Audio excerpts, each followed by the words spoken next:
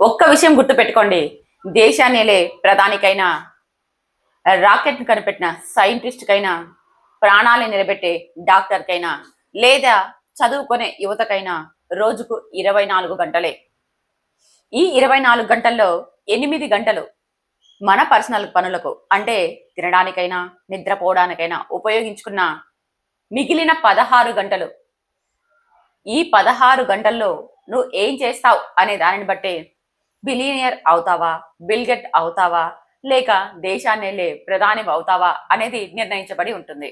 నువ్వు ఏం సాధించాలన్నా సరే ఈ 16 సంవత్సరాల నుంచి 25 సంవత్సరాల వరకే సాధించగలవు. ఆ తర్వాత నువ్వు చేయాలనుకున్నా సరే ఏమీ చేయలేవు. 25 సంవత్సరాల తర్వాత ప్రతి ఒక్కరిలోనూ ఆసక్తి అనేది తగ్గిపోతుంది. నీకు సంపాదన లేకుంటే నిన్ను కన్న తల్లి కూడా నీకు గౌరవం ఇవ్వదు. సంపాదన లేని వాణ్ణి ఈ సమాజం కూడా చిన్న చూపు చూస్తుంది.